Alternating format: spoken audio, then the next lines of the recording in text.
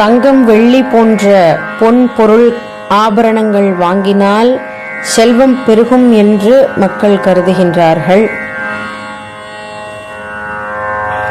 ஆனால் அது மட்டும் அல்ல.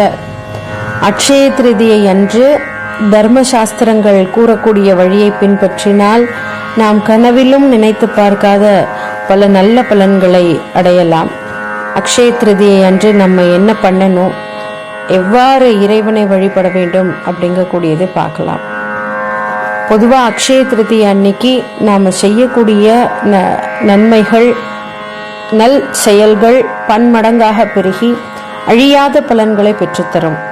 அக்ஷய திருதியை அன்று நாம் செய்ய வேண்டிய மிக முக்கியமான காரியங்கள் கோவிலுக்கு போகிறது, புனித நீராடுதல், அது மாதிரி பித்ரு காரியங்கள் செய்வது, இறைவனை வழிபடுதல், நாமஸ்மரணை மற்றும் எளியவர்களுக்கு இயன்ற அளவு தானம் செய்தல். திருமகள் திருமாலின் இதயத்தில் குடிகொண்ட தினம். அதனாலே இந்த தினத்திலே லக்ஷ்மி தேவியை மட்டும் வணங்காமல் பெருமாளையும் சேர்த்து வணங்க வேண்டும். எப்பொழுதும் அப்படி வணங்குவது மிக உத்தமம். வனவாசம் சென்ற பஞ்ச பாண்டவர்கள் தவமிருந்து சூரிய பகவானிடம் அக்ஷய பாத்திரம் பெற்ற தினம். பெருமாளுக்கே கடன் கொடுத்த குபேரர் லக்ஷ்மி தேவியை வணங்கி செல்வத்தை பெற்ற தினம்.